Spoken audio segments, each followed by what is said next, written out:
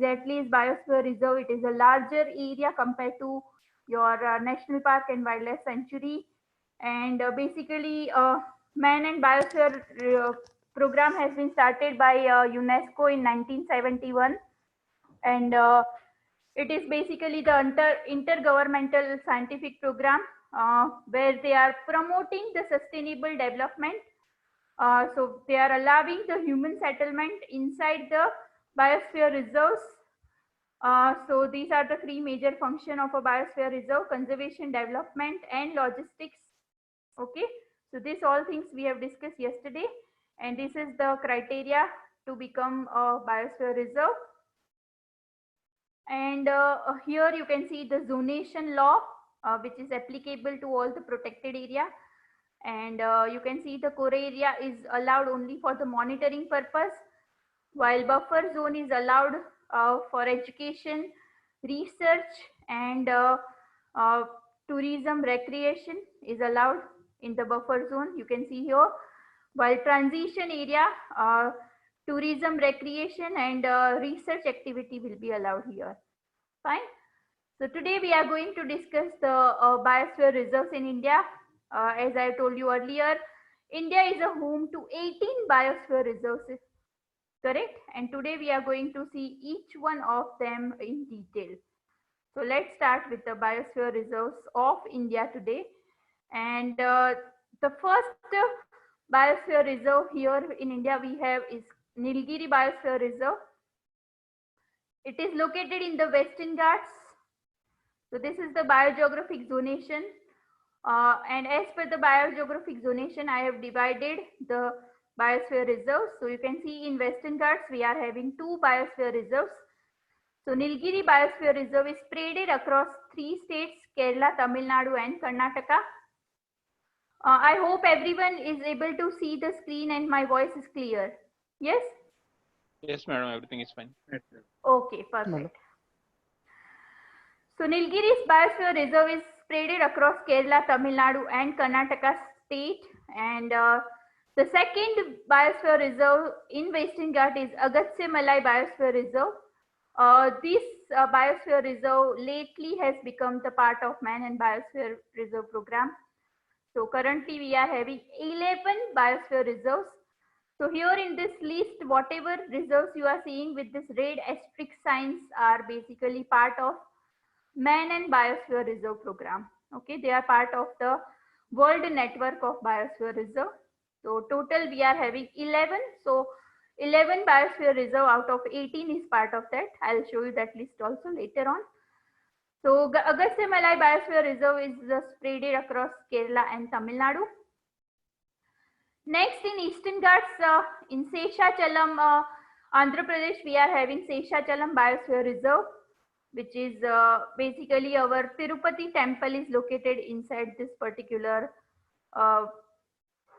Biosphere Reserve. You can see that. Next, in the eastern coast, we are having Gulf of Mannar Biosphere Reserve. Now, Gulf of Mannar Biosphere Reserve is basically the marine or water-based biosphere reserve, and it is very famous for its fauna called sea cow. Okay, Dungon. We are going to see them, see each one of them in detail later. A islandic biosphere reserve, Great Nicobar, is basically the island-based biosphere reserve. It is also part of the Man and Biosphere program of UNESCO. And here you can see in Eastern Himalaya, we are having as many as 5 biosphere reserve.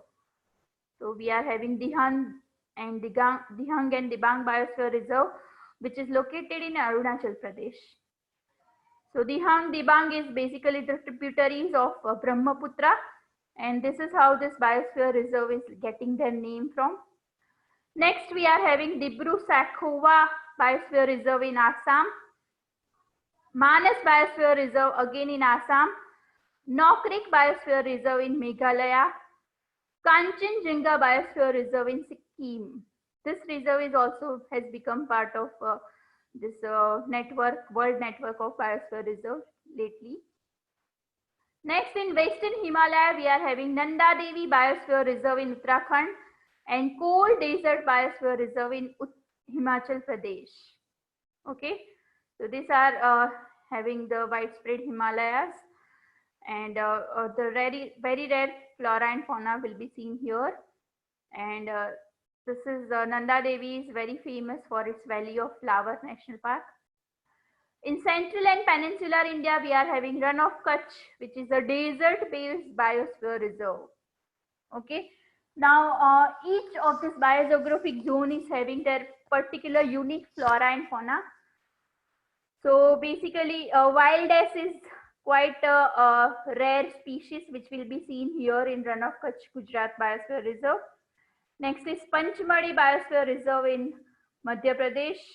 Achanakmar Amarkantak Biosphere Reserve, which is spread across two states, Madhya Pradesh and Chhattisgarh.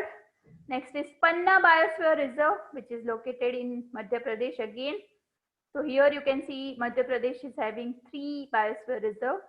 I have told you yesterday also, if you see geographical area wise, Madhya Pradesh is having highest forest cover in the country. Okay. Simlipal Biosphere Reserve located in Odisha state, and the last one in Gangetic Delta, we are having Sundarban Biosphere Reserve, which is located in West Bengal. So this is the exclusive list of biosphere reserves in India as per their geographic location and state. And this is the spread of this biosphere reserve as per the rainfall distribution, correct?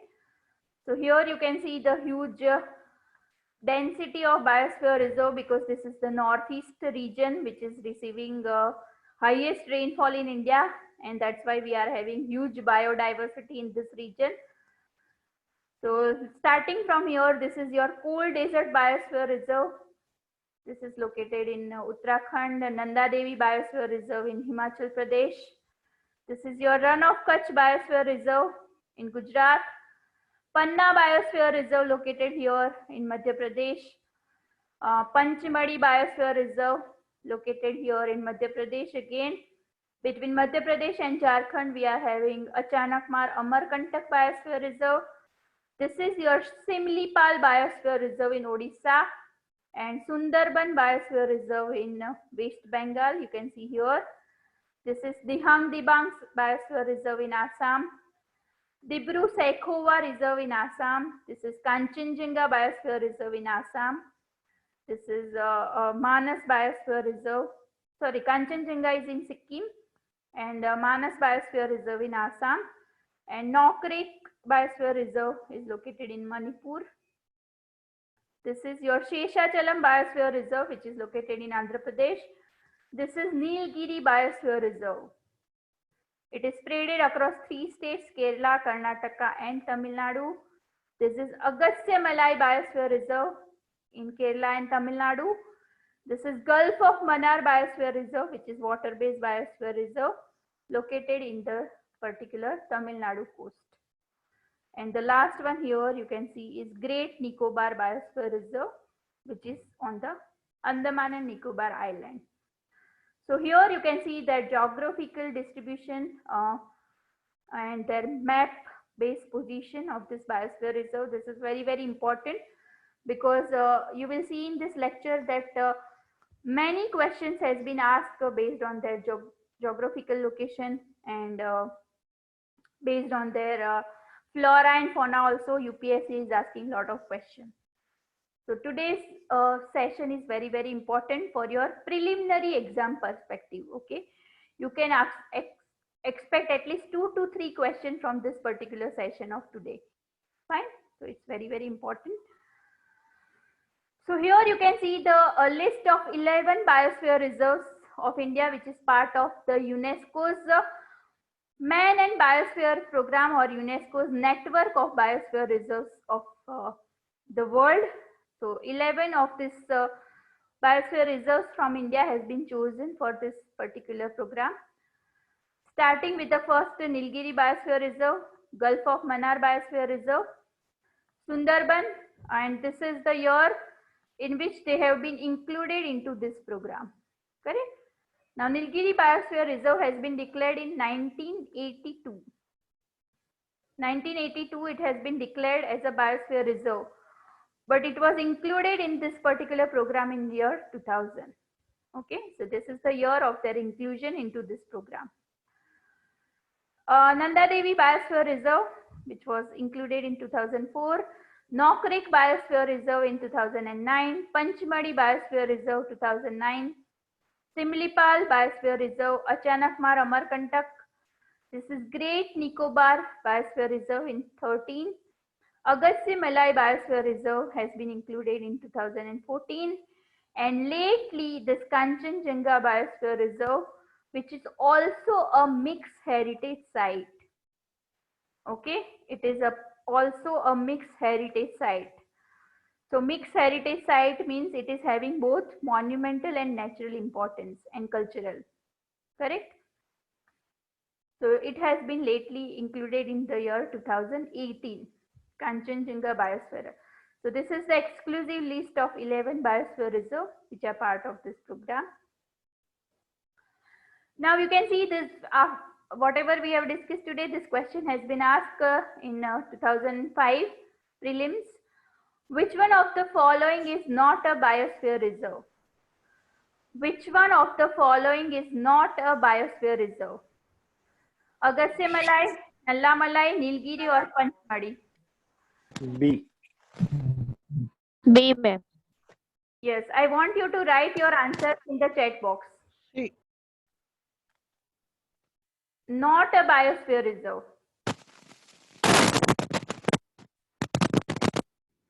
I want everyone to write your answers in the chat box.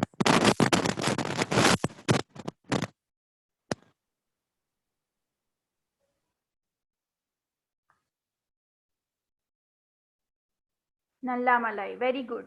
So mostly everyone is giving me the B answer, which is the correct answer. And this is a factual question.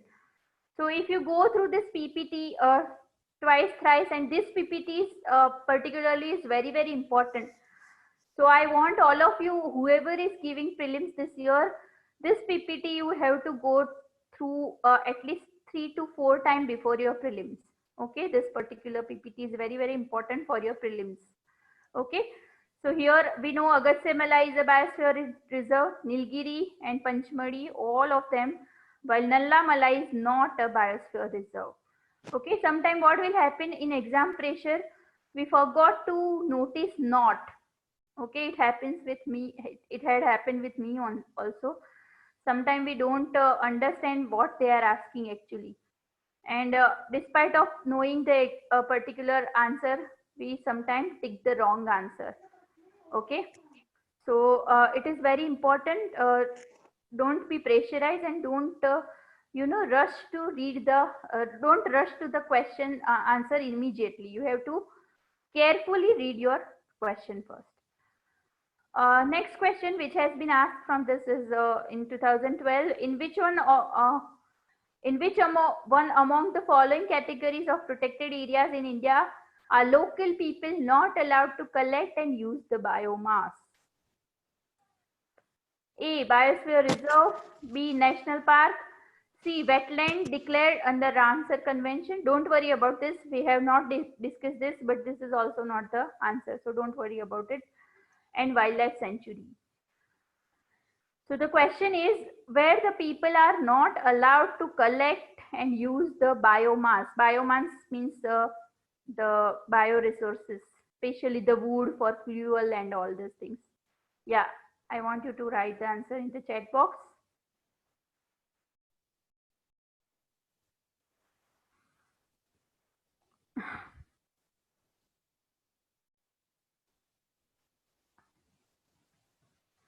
Please write the answer, everyone.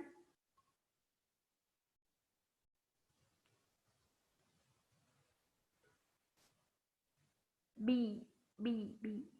Yes, most of you are giving me the answer B, which is the correct answer. So as we have discussed in the categorization yesterday, National Park is the highly restricted region, correct, where the collection of MFP, minor forest produce, is not allowed, correct. So people cannot go in the core and buffer area for the collection of minor forest produce or let's say biomass. correct? So this is the highest restricted area where we are not allowing people to go and collect the biomass. So this is the right answer. Next question, preliminary 2010, consider the following statements. The boundary of a national park are defined by legislation. A biosphere reserve is declared to conserve a few specific species of flora and fauna. In a wildlife sanctuary, limited biotic interference is permitted. Now let's deal it with statement by statement. So what do you think about the first statement? The boundaries of a national park are defined by legislation. Is it right or wrong? Right. Right. Anybody is having any different answer? Is this statement right or wrong?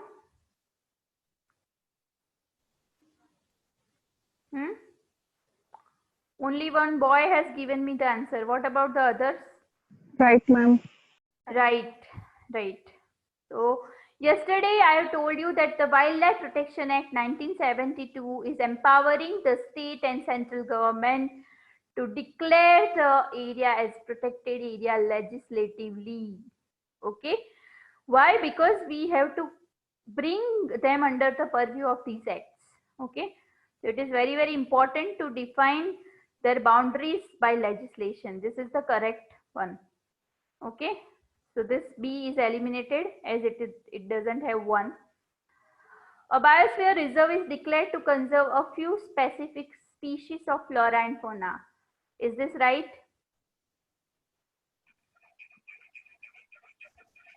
Biosphere reserve is comparatively a larger area. So are they focusing only on few species? No, ma'am. No. So they are not focusing on few specific species. They are focusing on the conservation and protection of all the species. Okay. If this particular, instead of biosphere reserve, if they have wildlife sanctuary, it would have been a correct sentence. But since it is a biosphere reserve, it's a wrong statement. Correct. So now as we know that second one is the wrong particular statement, we can eliminate this also. Fine. So either A is the answer or C is the answer. Let's check the third statement. In a wildlife sanctuary, limited biotic interference is permitted. Right. This is correct. I have told you while discussing the categories, I have told you national park is the highest restricted protected area. Then wildlife sanctuary is moderately restricted area and biosphere is least restricted area. Correct? So the restriction comes in the moderation. So where we are allowing the limited biotic interference based on the ecological status and discrimination of chief wildlife warden. So here the answer is going to be C. Fine. So C is the correct answer here since the first and third statement is correct. Moving ahead, there is a particular body called IUCN. IUCN stands for International Union for Conservation of Nature, and IUCN is a membership union which is basically composed of both government and civil society organizations, and it harnesses the experience, resources, and reach of more than 1,400 member organizations, and the input of more than 15,000 experts will be taken here in order to basically make the reports and everything analysis. So this diversity and vast expertise makes IUCN the global authority on the status of the natural world, of the measures needed to safeguard it. So basically, in a nutshell, IUCN, as I have told you, directly not monitoring anything, neither directly conserving anything, but basically the kind of analysis, trends, and status or reports they are publishing, they are very, very helpful for other international bodies and other nations for their conservation measures. Okay, so this is the importance of IUCN. And every year IUCN is publishing a particular book called Red List. So Red List book is basically a particular book where they are publishing the status, the trends, and the threats to the species in order to inform and catalyze action for biodiversity conservation. So this acts like a diagnosis, correct? So if we have some problem, let's say if the fever is coming, nowadays all of us get scared, correct, because of corona. But otherwise what will happen if the fever is not going, like simply we go and get ourselves checked, because we have to diagnose what exactly is the problem, what exactly is the disease. Okay, so once the diagnostic is done, only then medication can be done, correct? So this is, Red List is doing something like diagnostic, where they are identifying that which are the species which are declining in nature and what are the threats to the species. Okay, so there, what are the trends, in which particular trend their population is declining. So all these things will help the other nations and international conventions to basically perform their uh, conservation measure after this reports has been published by IUCN every year, which is known as Red List. So here the Red List is having a red book. Okay, the Red List is having a whatever red color pages are there, they are talking about the threatened species, the species which are having huge threat. Okay, what are the threatened category? I'll discuss after this. Fine. So whoever species are becoming the part of red pages, it is known as the endangered species. That means these species, if they are not conserved and protected, in very near future, they will be pushed towards extinction. And let's see, if no conservation measures has been performed, then they might go extinct in near future. Okay, then we are having something called pink pages. So pink pages talks about the moderate endanger, moderate threat is what is pink pages, where the threat is not as high as red pages, but they are not threat free also. Fine. While green pages talks about the particular species of flora and fauna who were threatened earlier, but now due to conservation and protection measures, they are basically recovering from the extinction. Okay, so from endangered, they are coming towards a good, decent amount of population. So these are the different categories of this Red List. And let's see what are the categories based on their threat perception. So first we have not evaluated. Let's start from the down. So we know in the world biome we are having millions of species, but many of them are not yet have been discovered.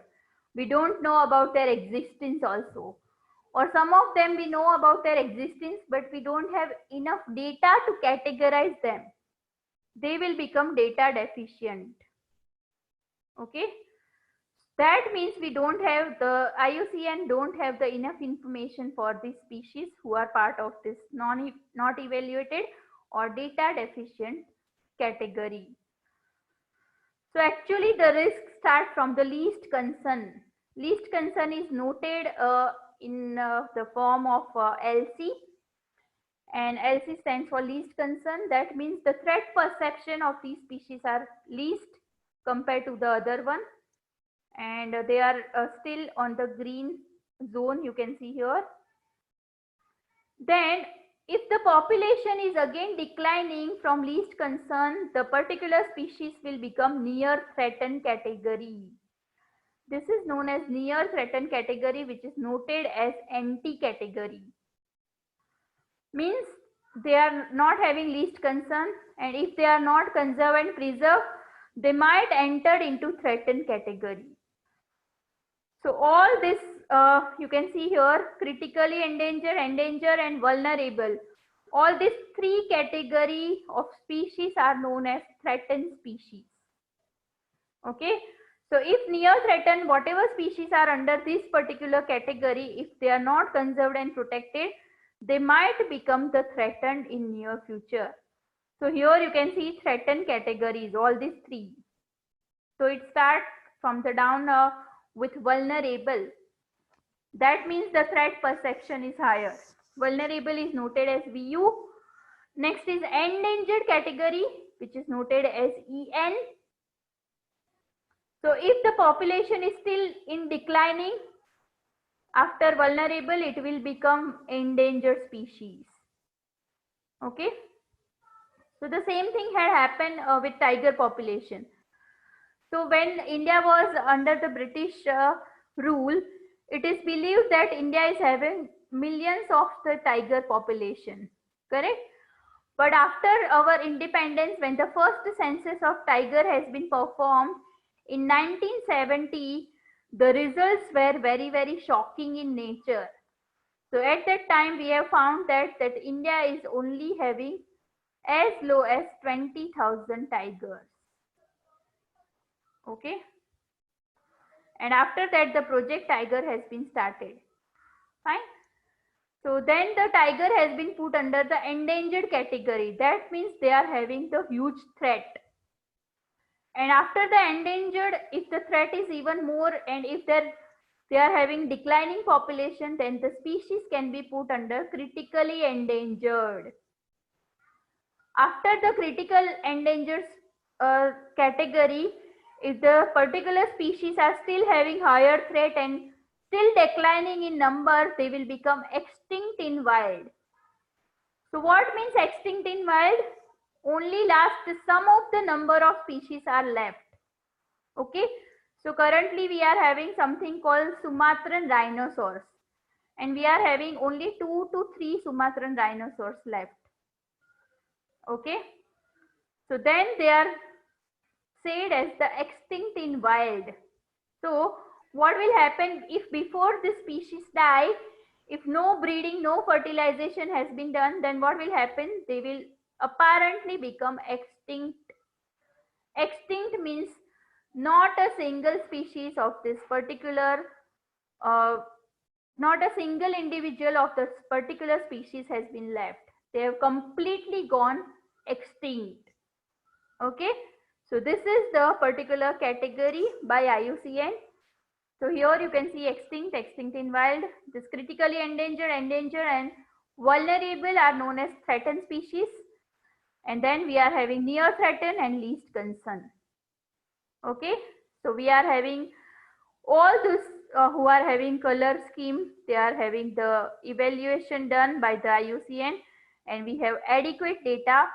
And here you can see as we are going from down to higher, the extinction risk or the threat perception of these species is increasing. The threat perception of these species is increasing as we are going from down to top. Fine. So this is the IUCN categorization. So what exactly are the criteria they are basically evaluating? When they are evaluating the status, trends and threat perception of the species. How they are giving a specific category, based on what conditions they are categorizing them, either least concern, near threatened, vulnerable, endangered or critically endangered. So these are the 5 major criteria. You can see them. It is also known as the decision rules which IUCN follow while making the red list. So first they will check their distribution reduction. So yesterday while giving you the example of let's say Gir lion, I have told you because some species are endemism. Okay, we have discussed regarding the endemism, which is the unique flora and fauna. So sometimes what will happen, the particular kind of geographical environment what the particular species need, it is available in a very, very limited area. So they can thrive only in that area. Okay. So let's say Gir lion is available, or they can thrive only in that particular atmosphere what the Gir region is having. So their distribution is highly reduced in nature. Okay. Their geographical distribution is highly reduced. And that increases their threat perception. How? As I told you earlier also, if some natural calamity happens to this area, like earthquake, volcanic eruption, flood, drought, anything, these species are having huge risk.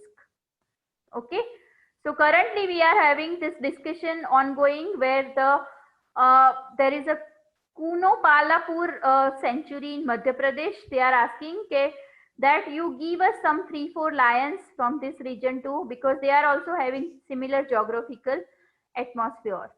Okay, similar geographical relief feature and everything.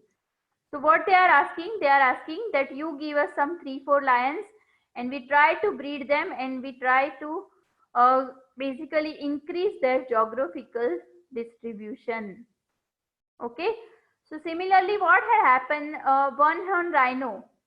So one horn rhino also was previously found, most of them, 70 to 80% of the population of one horn rhino in India has been found in the Kanchenjunga Biosphere Reserve in Assam.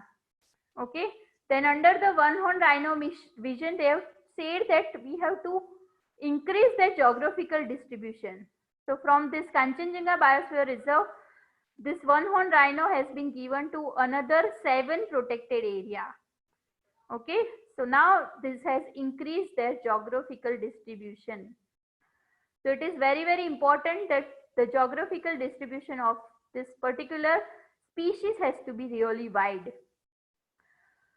Restricted distribution and decline. So again, the distribution is restricted and there is a huge decline in their population, then that is increasing their threat perception. Correct?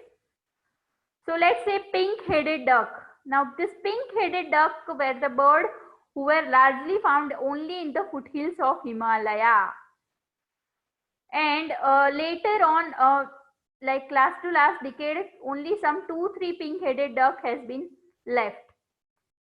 And now they have gone completely extinct because of the decline in their population.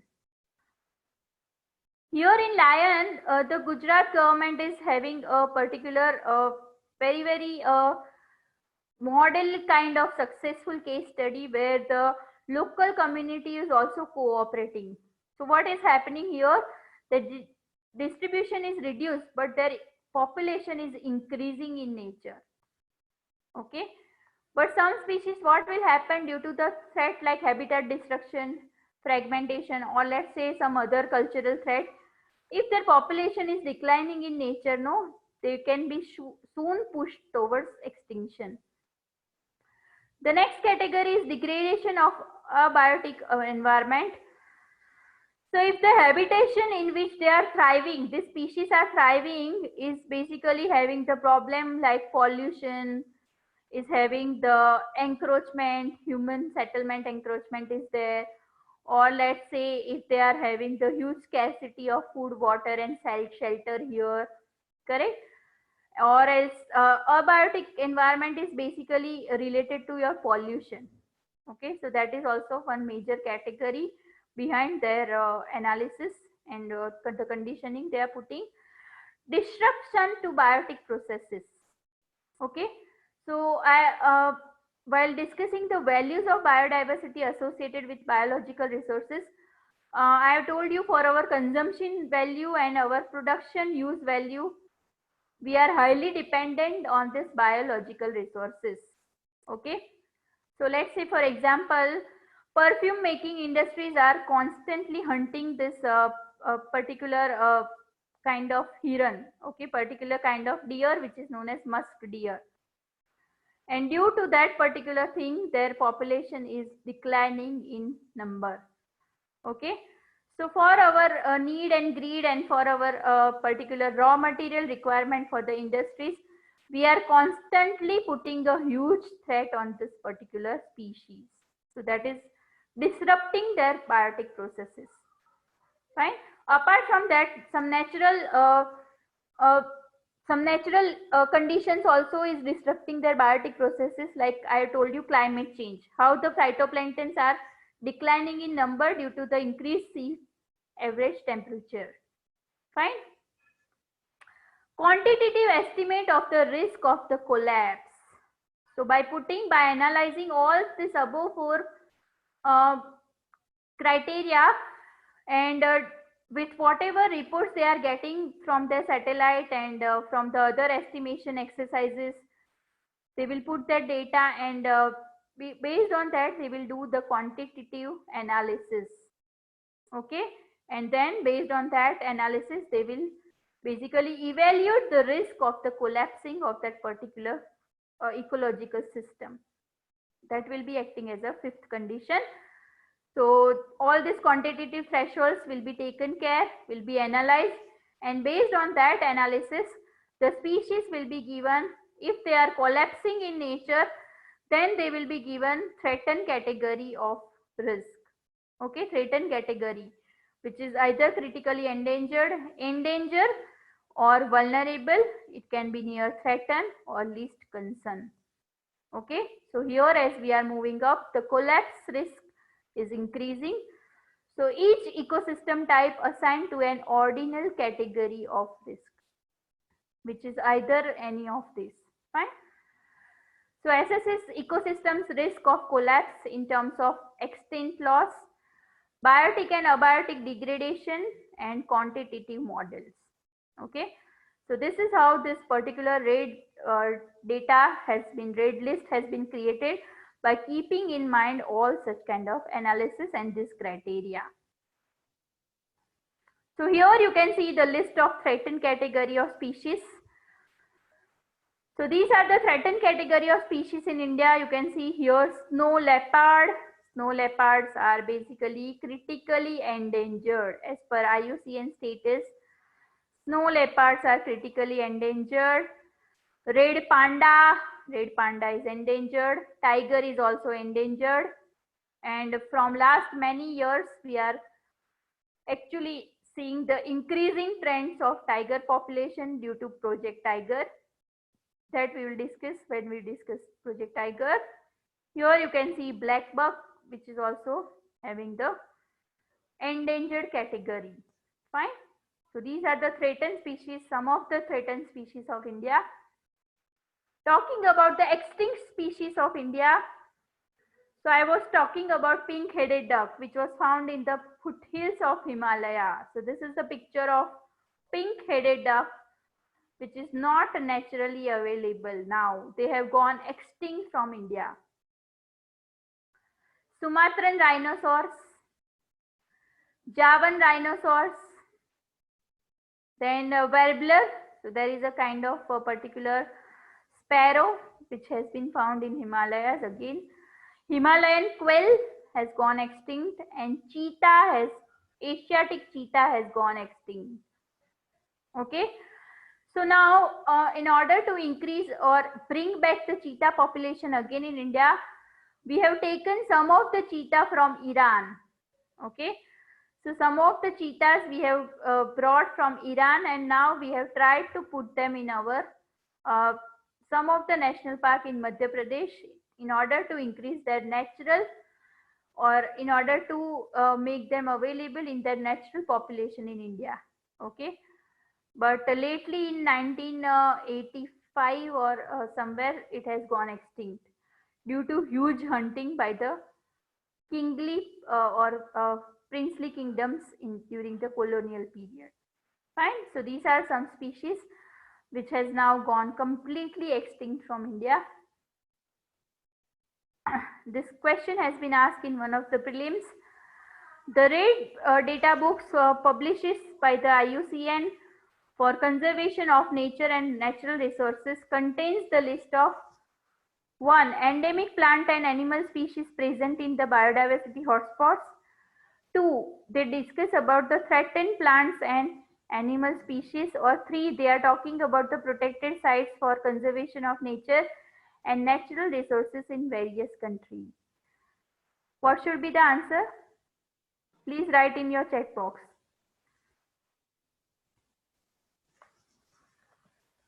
I want everyone to write their answer for this particular question in the chat box.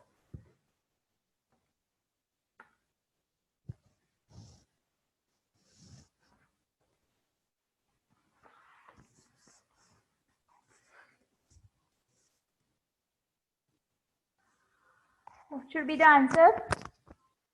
Nobody is writing. Yeah. Okay, some of people are saying B, some are saying C.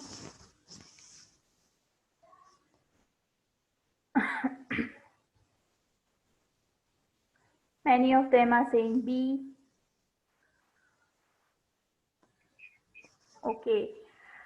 The correct answer here is B. Okay.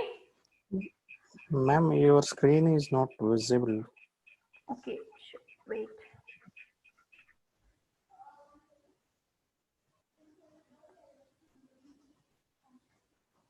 Now? Now it is okay, ma'am. Yeah. So the answer here is going to be B2 only. Okay. So IUCN red data is not talking about the endemism of plant. There are none of the pages in. Please, करेले कहीं नहीं मैं fry please साला unmute your mic. नहीं Unmute your mics. So they are not talking about the endemism here, and they are not talking about the protected sites also. Okay, what they are talking about is the threatened plant and animal species. Okay, which is very, very obvious here.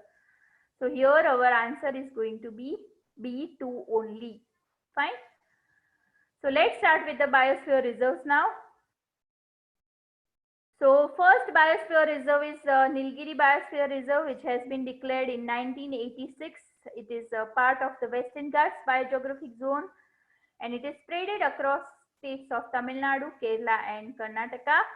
Nilgiri tahar is endangered animal, which is largely found here in this Nilgiri Biosphere Reserve. And lion-tailed macaw is the endangered species largely found here in the Nilgiri Biosphere Reserve.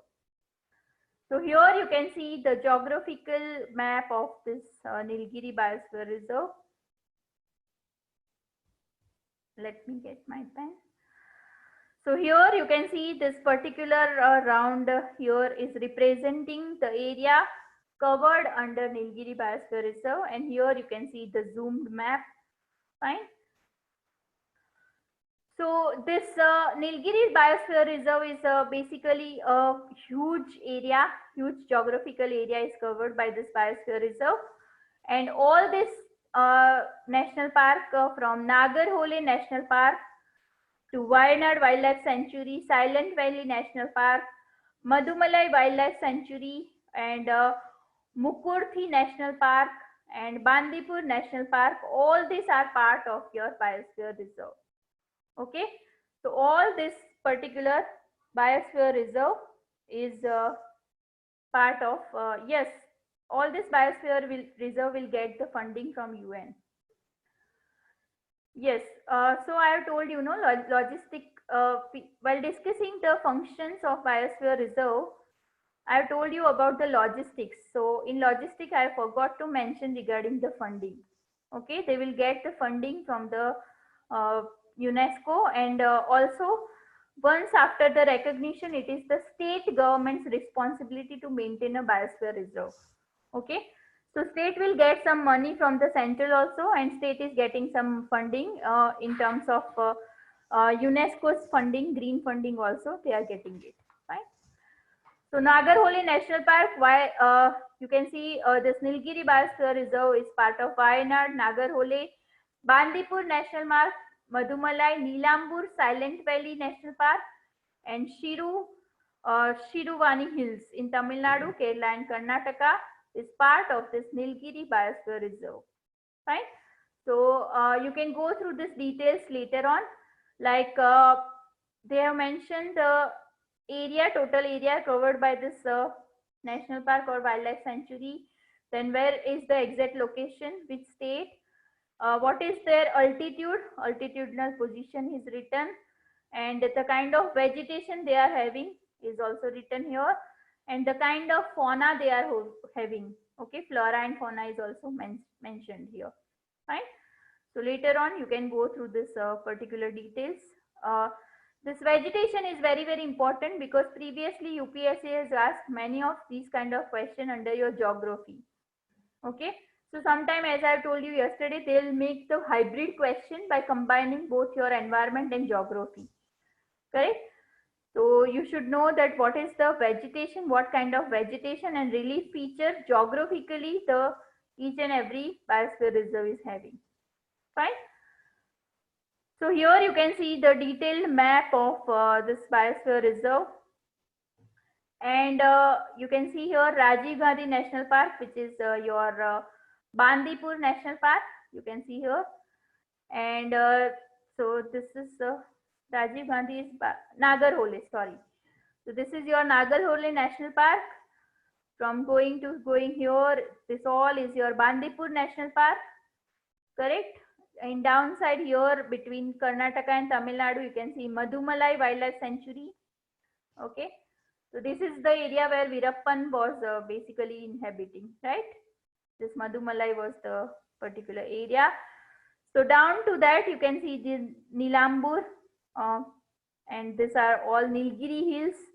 This all is part of Western Ghats, correct? Here you can see this easternmost side, you can see Satyamangalam Biosphere Reserve or Satyamangalam Tiger Reserve, correct? So here you can see this entire area is your Nilgiri Biosphere Reserve. So it is deriving its name from the Nilgiri hills, correct? So this is here you can see the particular spread of the Nilgiri, fine. So here your Western Ghat is there and from here your Eastern Ghats is starting somewhere here, fine. So you can see this is the huge area. As I told you, Biosphere Reserve is basically comparatively larger geographical area which can be including lot of national park and wildlife sanctuaries. Now this question has been asked in the year 2017. From the ecological point of view, which one of the following assumes the importance in being a good link between the Eastern Ghats and Western Ghats? 2017 prelim, this question has been asked. Your options are Satyamangalam Tiger Reserve, Nallamala Forest, Nagarhole National Park or Seshachalam Biosphere Reserve. What will be the answer here? Write in your chat.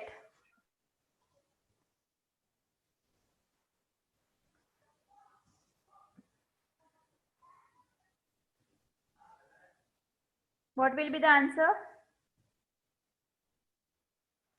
Okay, some people are saying D, C, A, C. Let me show you that map again.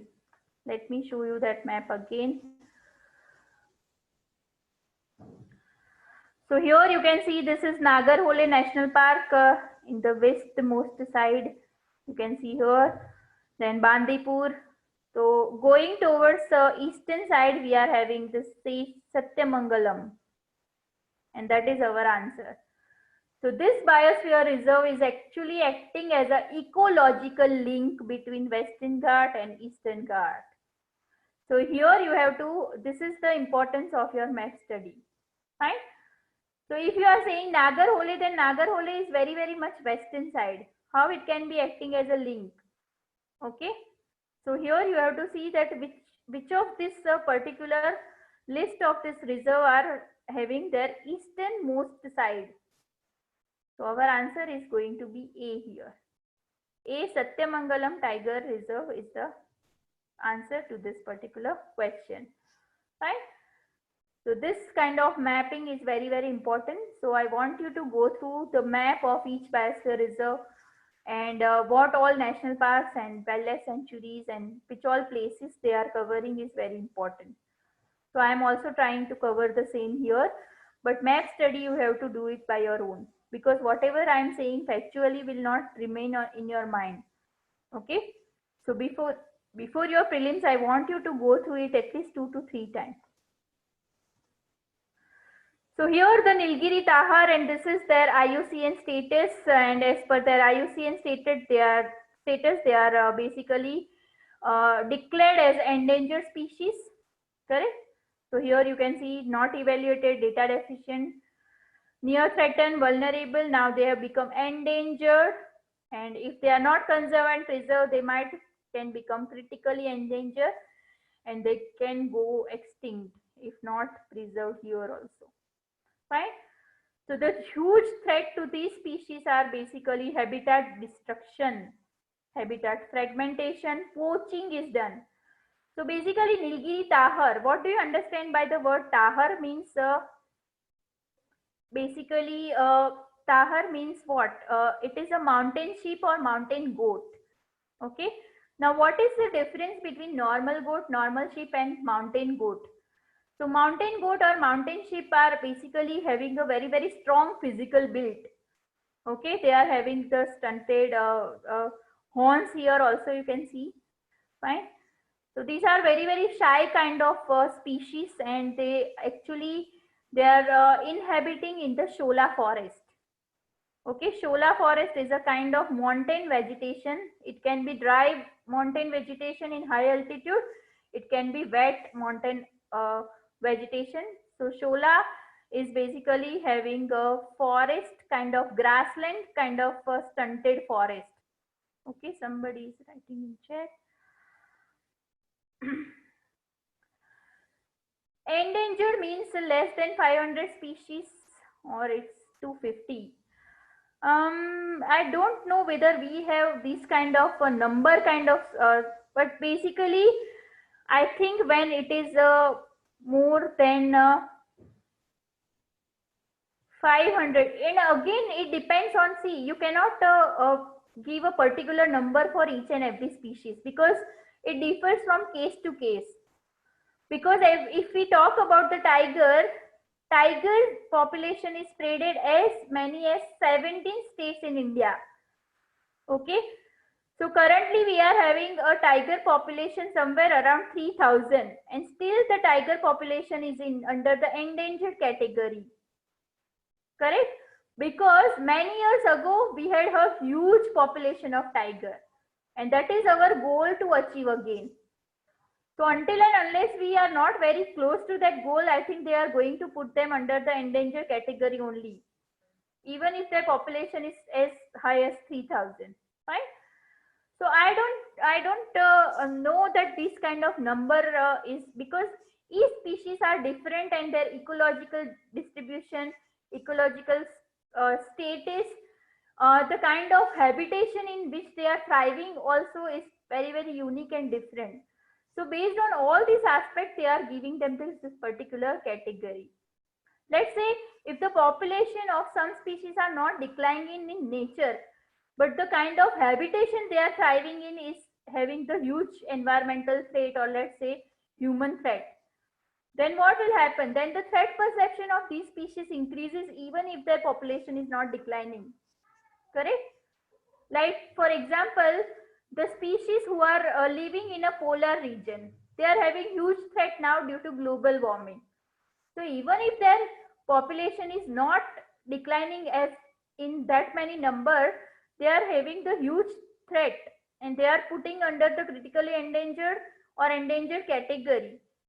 Correct? Because there is a huge threat to their habitation. Fine. So that's why we have discussed that particular 5 rules. Okay, 5 criteria which the IUCN is considering while they are giving them the status. Fine. But currently we are having more than 700 Nilgiri tahar. Fine, as per the recent finding. So here you can see some factual data about Nilgiri tahar. It is also known as the Nilgiri ibex. So it has been listed as endangered by IUCN and now it is part of your Schedule 1 of Wildlife Protection Act 1972. Why? Because the threat perception is higher. Correct?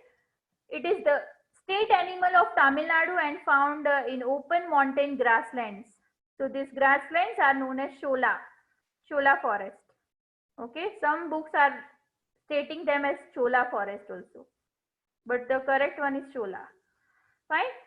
Grassland habitat of rainforest and ecoregion.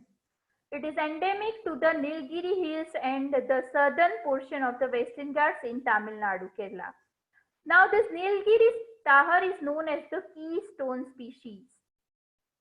since they are playing the very important role for this particular ecosystem called Shola forest. Okay, why? Because they are basically, if Nilgiri tahar is extinct, then there is a huge threat to this particular ecosystem. If Nilgiri tahar go extinct, they might be converted into forest. So this kind of grassland ecosystem might converted into forest if Nilgiri tahar is extincted.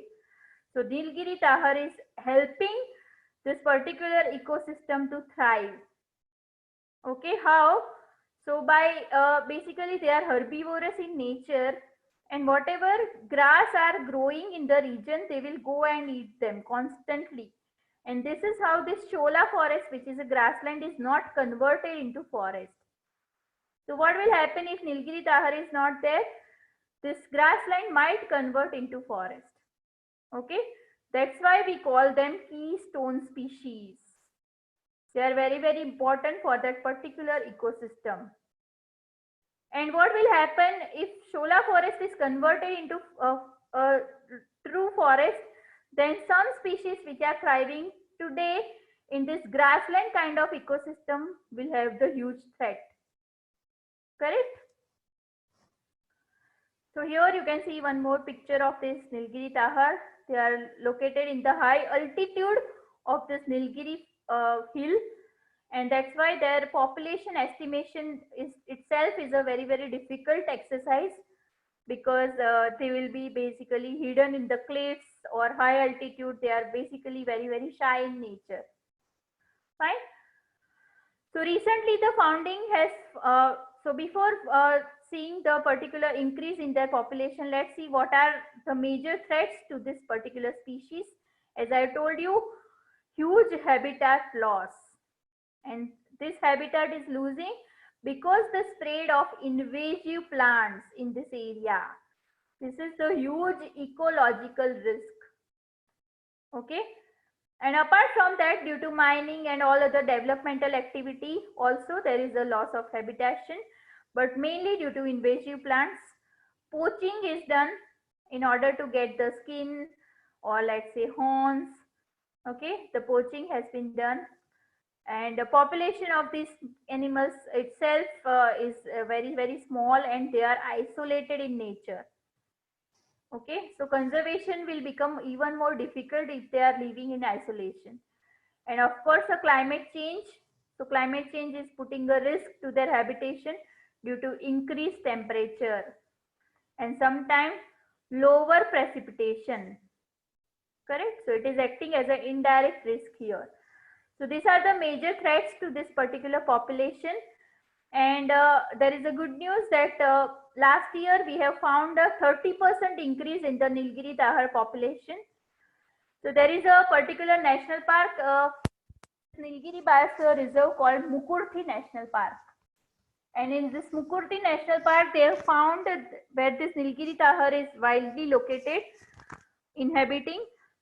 So what they have done, they have kept the Mukurthi National Park closed for the tourists. Okay, so for approximately 2 to 3 years. So what have been done here in 2017, they have found that there is a huge decline in the Nilgiri tahar population, which is going somewhere around 568. So for 2-3 years, they have kept this particular national park closed for the visitation. Okay, they have also tried to keep it free from the poaching, and they have also tried to find some solution for the invasive species of plants, that this should not spread and should not affect this particular Shola forest. Okay, Shola grassland. So there has been almost a 27% increase in the population of tahar in the Mukurthi National Park. Now this Mukurthi National Park is located in Kerala, and previously it was known as the Nilgiri National Park. Okay. So over last 3 years, the Nilgiri tahar sighting in the park have risen from 568 in 2018 to 612 in the year 2019. Okay, this is the news of September 2019. Fine. So this was the second consecutive year that an increase in the population of the Nilgiri tahar animal had been recorded in the park. So this is, while stating any successful case study, you can basically quote this particular example. So if you are writing any particular, let's say if there is a question in your mains or interview that do you think the protected area are helping for the conservation and population of the flora and fauna? So you have to, if they are asking this question, you have to sound very, very positive. Okay, positive attitude is very important for IAS exam. Correct? So I'm not saying you should not write any negative thing, but specifically when you are ending your answer, you have to sound very positive because they want this kind of personalities. We all know we have a lot of problem in our system, but the person who comes with a positive attitude that yes, I can, you know, I can make the changes to this particular system with my proper attitude and I have this problem solving skill, then they are finding for that kind of aspirants. Okay, so this kind of successful case studies you have to keep on discussing while writing your mains and even your answer in the interview. So here this can help you in there. So here you can see this picture of Shola forest. You can see the grassland here with the stunted forest. Well, what I mean by the stunted forest, the trees, whatever random trees you are finding here, they are not grown to their potential height and weight. Okay, they are known as stunted. You know, the stunted children is a problem of India, malnourishment and all. So here you can see this Toda tribe. This Toda tribe is available in this particular part of the Western Ghat, and here you can see the houses of Toda tribe, and you can observe the particular door is very, very small.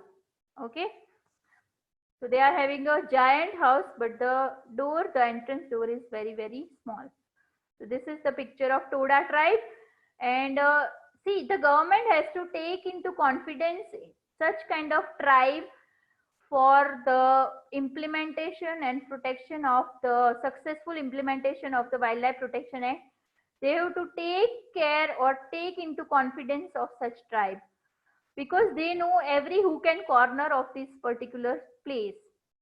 And if they are hunting that particular animal, then we have to stop them by providing them some other livelihood opportunities. Fine. So this is how it can be helpful. So the next important species in Nilgiri Biosphere Reserve is lion-tailed macaw. So lion-tailed macaw is also found here, and basically you can see around the face they are having hair kind of structure like lion, and their tail is also very, very similar to lion. So this is how this particular species of monkey is deriving their name from the lion because their appearance is similar to that, correct? So they are endangered as per IUCN Red List category, and the major risk or major threat perception to these particular species is habitat destruction. Okay, so we are cutting down the forest, we are fragmenting the forest because of mining and all such developmental activity, and due to that there is a huge decline of the population. And this lion-tailed macaw and Nilgiri tahar both are endemic to Western Ghats. Okay, so there is a huge endemism of Nilgiri tahar and lion-tailed macaw. This question again has been asked in 2013. So you can see the huge spread of questions here from the small topics we are discussing today. Lot of question has been asked, and that is reason why I keep on repeating that this particular session is very important for your prelims.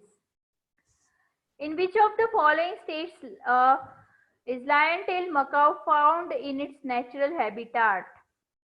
This question has been asked in the year 2013.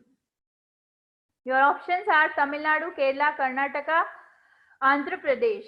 You have to select the correct code. Again, I want you to write the answer in your chat box.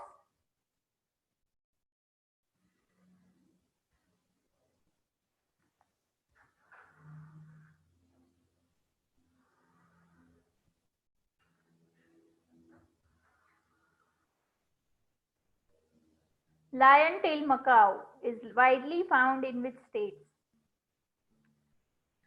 So I have told you they are inhabiting in the Nilgiri Biosphere Reserve, which is spread across 3 states, Tamil Nadu, Kerala and Karnataka. So that is going to be your answer. And I am happy that most of you have given that answer only. Fine. So Andhra Pradesh is the wrong option here because see, we are discussing Nilgiri Biosphere Reserve here, correct? So this lion-tailed macaw is endemic to Western Ghats and they are largely found in these 3 states, 1, 2 and 3. Fine, so that is our correct answer. A is the correct answer here. Next is Agastya Malai Biosphere Reserve. It is located in the Western Ghats between the states of Tamil Nadu and Kerala. And Nilgiri Tahar is the endangered animal found in this Agastya Malai Biosphere Reserve. And you can see the particular geographical map of this particular biosphere reserve. So this is where Bangalore is located, Chennai is located, this is where your Mangalore is located, this is where is Nilgiri Biosphere Reserve, okay, like this. This is where the Agastya Malai Biosphere Reserve is there. This is the Kerala capital, Trivandrum. And this is your Gulf of Mannar Biosphere Reserve, right? So we are talking about the Agastya Malai Biosphere Reserve, which is part of your Neyyar, Pepara and what is this? I'm not able to see my screen.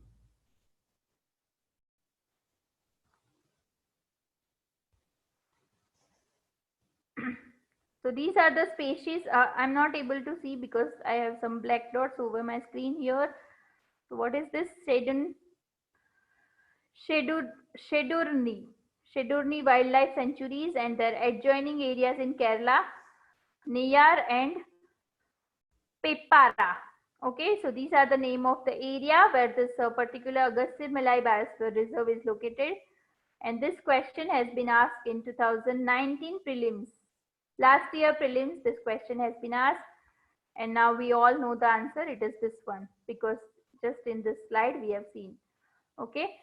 So Neyyar, Pepara and Shendruni Wildlife Sanctuaries and Kalakad Madanturai Tiger Reserve is basically located in this particular area. So this is how each and every location is very, very important, correct? So here the answer is going to be A. A is the answer here. Fine. So Neyyar, Pepara and Shendruni Wildlife Sanctuaries and Kalakad Madanturai Tiger Reserve is the correct answer. Fine. Next is Seshachalam Biosphere Reserve. It is located in the Eastern Ghats region and it is Sesha means group of 7 hills or peaks. Okay, Sesha means 7 in Sanskrit and Chalam is nothing but peak. So it is group of 7 peaks is known as Seshachalam. Okay, so we can imagine here this is highly mountainous region. Where this Seshachalam Biosphere is located, it is highly mountainous region and Tirupati temple is also located within this Biosphere Reserve. Bengal tiger is one of the endangered species of this particular Biosphere Reserve. Here you can see Rajampet and Chittoor East. Here the Kadapa district is there and Tirupalli. Correct. So these are the adjoining areas to this Biosphere Reserve here. You can see this is the Seshachalam Biosphere Reserve. So Seshachalam hill ranges is covering parts of Chittoor and Kadapa district of Andhra Pradesh. And it has a huge large reserve of red sandalwood, which is part of our Schedule 5 category. Okay. This red sandalwood is largely used in medicine, soaps and spiritual rituals. Apart from this red sandalwood fauna, we are having slender lories, Indian giant squirrel, mouse deer and golden gecko. Okay, gecko is a kind of lizard kind of thing. Okay. Apart from that, mammals, we are having tigers, leopards, elephants, sloth bear, Indian wolf, wild boar, chinkara, four-horned antelope, cheetal, sambar, ibex, pig, bonnet monkey, mongoose, wild dogs, pangolin, bichon, jackal, fox, civet cat, okay, jungle cat, lizards are some of the other animals commonly found roaming in this area. So here you can see this biosphere reserve is located is basically trying to cover and protect this huge species group. Okay, so I told you biosphere reserve is focusing on all the flora and fauna, whatever is there under the protection area, they have to be protected. Okay, so here you can see the huge group of species will be conserved and reserved here in Seshachalam. Next biosphere reserve is Gulf of Mannar Biosphere Reserve, and as I have told you, it is a water-based biosphere reserve. It is located in the Park Bay. Okay, there is a Park Street. Okay, so this particular thing is located in the Park Bay between India and Sri Lanka, and sea cow is the endangered, not endangered, vulnerable species which is largely found in this region. Okay, so here you can see the Gulf of Mannar Biosphere Reserve, which is a water-based biosphere reserve. Okay, Park Bay you can see here. Fine. This is where the Rameshwaram is located. This is your Tuticorin port. So if you see here, while zooming the image, it is somewhere here. This is your Gulf of Mannar Biosphere Reserve. Fine. It is a water-based biosphere reserve. And here you can see the picture of Dungon sea cow. Okay. Now here you can see the IUCN status of sea cow is vulnerable in nature. They are highly vulnerable, and if not protected and conserved, they may be in near future they are going to endangered category. Fine. So not this small fish. This one is Dungon sea cow. Why it is known as sea cow? Because this particular species of fish is basically vegetarian in nature. Okay, they are herbivorous in nature. So whatever seaweed and sea plants are growing, they are basically feeding upon them. Okay, so the major threats to these particular species are hunting. They are largely getting hunted for their oil and for their fat. Apart from hunting, they are having another risk of sea or oceanic pollution. Correct? We are dumping lot of plastic into the ocean. We are putting lot of chemicals from the industries are getting run into the oceans. Okay. Apart from that, climate change is also increasing the temperature, where this phytoplanktons, so they are eating the phytoplankton. They are not eating the phytoplanktons, but whatever seaweed is growing, what will happen? Their photosynthesis process is basically restricted due to the pollution. So when the pollution, what will happen? The soluble pollutants, if they are merged in the sea, they will increase the density of seawater, and then the sunlight will not get penetrated. Okay, which affects the growth of this vegetation here. Fine. So this is how there are huge threat to this particular species. They are largely getting hunted for their meat and oil. Okay, we know cod liver oil, which is the fish oil, very good for omega and largely given to the children for better memory and brain power. Okay, but for that we are losing this rare species. Fine. So these are acting as a major threat to this species, and this question has been asked in 2015 or 16 prelims with reference to Dungon, a mammal, and in a mammal in India. Which of the following statements are correct? It is a herbivorous marine animal. It is found along the entire coast of India. It is given the legal protection under Schedule 1 of the Wildlife Protection Act 1972. Your answers please in the chat box. So what should be the answer here?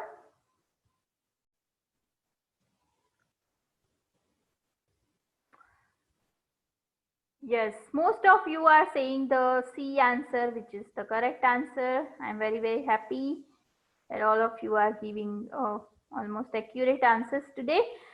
So as I told you, it is the herbivorous, it is the vegetarian marine animal. Okay, that's why it is known as sea cow, because we know the cow on land is also herbivorous in nature. So this has to be true. It is found along the entire coast of India. It is wrong. It is found only in the eastern west coast, eastern coast of India. Okay, which is largely southern eastern. Okay, so this statement has to be wrong. So this has gone and this has gone. Since we know first one is the correct, this one is also gone. So even if we don't know about the schedule, we are not very, very sure about which schedule they belong to. Through the method of elimination, we can reach to the correct option, which is 1 and 3, because 1 has to be there. Okay, and all the other with 2 has been eliminated. So this is going to be the correct only. Fine. So yes, it has been protected under Schedule 1 category of Wildlife Protection Act 1972. Fine. So this is how they are asking the questions in your prelims. Fine. So today we are ending our class here only, and because I really have some important unavoidable emergency. So next time I'll try to cover more. Anybody is having any question from today's session? No, ma'am. Any question?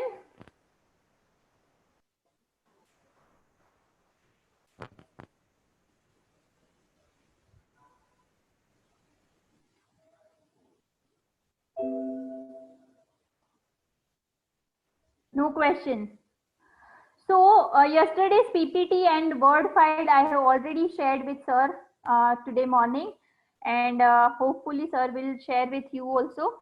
And today's and yesterday's whatever this National Wildlife Protection Act schedules and all, I promised to you to give it to you. I'll probably try to mail it to sir today. Fine. So I want you to go through this all three classes what we have discussed on Wednesday, Thursday and Friday. Okay, so on your weekends I want you to utilize your weekends in this revisions. Okay, because see, for environment especially this class today, whatever we have discussed is highly factual in nature. Okay, Ma'am, is there any book to refer this? there is a Shankar IAS book is there, is very good for environment. Shankar. Okay, thank you. Huh. So if you want me to share, I will share. I have the soft copy. I'll share it with you, with sir, and sir will share with you. Okay. So as this particular, some of the aspect of this particular subject is very, very factual in nature, I want you to go through it. And if you are reading parallelly, you have to, it will also help you to solve the questions when I am available here in the class. If you are reading parallelly, it will help you to solve the questions and doubts parallelly. Right?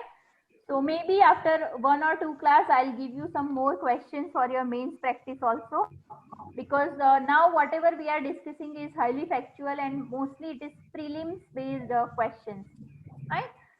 So from next week, we are going to start with the mains answers also, and probably I'll try to give you one answer after every section, right? So wish you a happy reading for this weekend, and enjoy your weekend, and stay safe. Fine. Okay. Good night, everyone. Thank you, ma'am.